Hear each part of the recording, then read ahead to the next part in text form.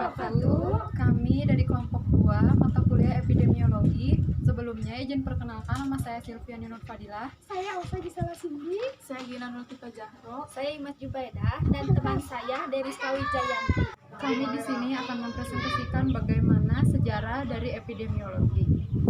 Selamat menyaksikan.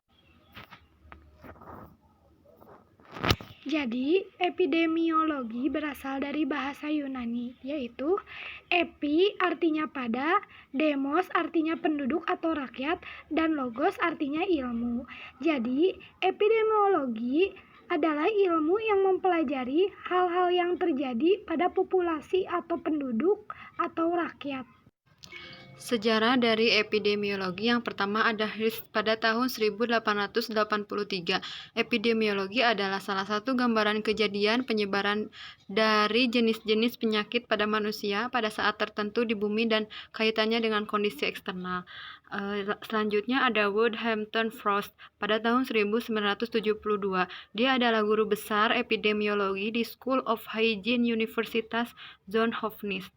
Yang selanjutnya yaitu ada Greenwood pada tahun 1934, yaitu dia adalah seorang profesor di School of Hygiene and Tropical Medicine, London. Dia mengemukakan batasan epidemiologi yang luas. Yang selanjutnya ada Brian McMahon pada tahun 1970. Dia adalah seorang pakar epidemiologi di Amerika Serikat yang bersama dengan Thomas F. Fug menulis buku epidemiologi yaitu Principles and Methods. Dia menyatakan bahwa epidemiologi is the study of the distribution and determinants of diseases frequency in men. Selanjutnya ada Gray de Friedman pada tahun 1974 dalam bukunya yaitu Framework of Epidemiology. Gray de Friedman dalam bukunya epidemiologi menuliskan bahwa epidemiologi is the study of disease occurrence in human population. Di sini ada tokoh-tokoh penting ilmu epidemiologi. Yang pertama adalah John Brown pada tahun 1662 menganalisa laporan mingguan kelahiran dan kematian di London. Dalam bukunya The Nature and Political Observation Made You Found the Bills of Mortality. Inilah untuk pertama kalinya pola penyakit penduduk diukur. Ia mencatat besarnya perbedaan kelahiran dan kematian antara anak laki-laki dan perempuan. Besarnya kematian bayi menurut musim, menekankan pentingnya pengumpulan data penyakit secara rutin yang menjadi dasar bentuk epidemiologi modern. Ia juga sebagai pencipta dua produser dalam biostatistik, yaitu estimasi populasi dan konstruksi tabel kehidupan.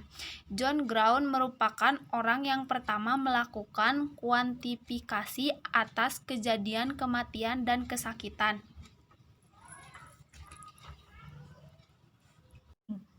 Robert Koch. Robert Koch tidak asing lagi jika dihubungkan dengan penyakit tuberkulosis pada tahun 1882. Selain itu, Koch berperan memperkenalkan tuberkulin pada tahun 1890 yang dianggap sebagai suatu cara pengobatan TBC. Konsep tes tuberkulin selanjutnya dikembangkan oleh von Virchow di tahun 1906 dan PPD diperkenalkan oleh Siebert pada tahun 1931. Dewasa ini tes tuberkulin dipakai untuk mendeteksi adanya riwayat infeksi tuberkulosis sebagai perangkat diagnosis TBC pada anak-anak. Selain itu, Koch juga terkenal dengan postulat Koch yang mengemukakan konsep tentang cara menentukan kapan mikroorganisme dapat dianggap sebagai penyebab suatu penyakit. Selanjutnya, Max van Waterkoper, orang Jerman ini memberikan kesan tersendiri dalam sejarah epidemiologi, khususnya berkaitan dengan upaya mengidentifikasikan penyebab suatu penyakit.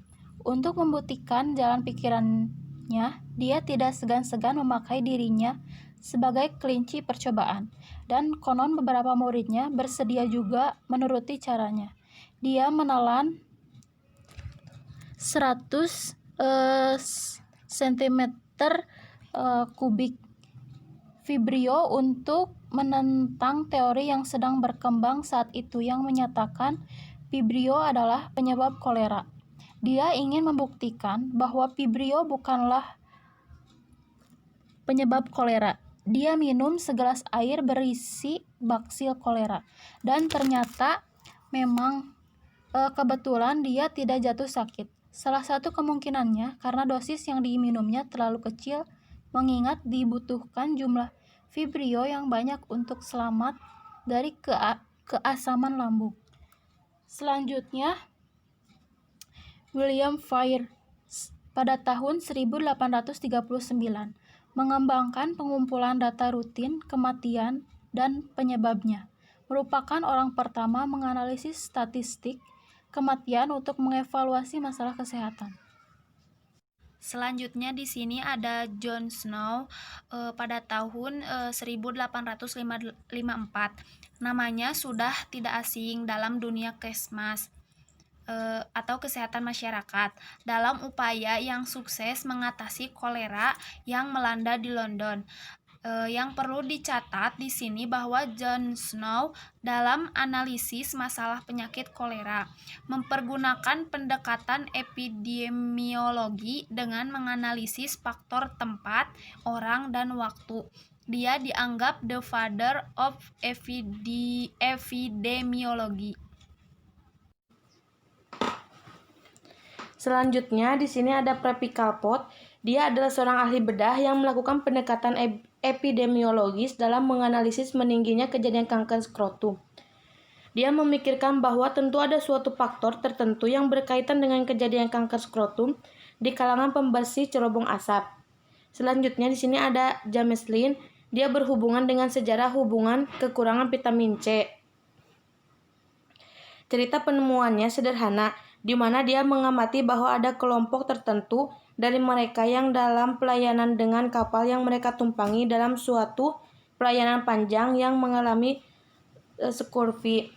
Selanjutnya ada Dole dan Hill.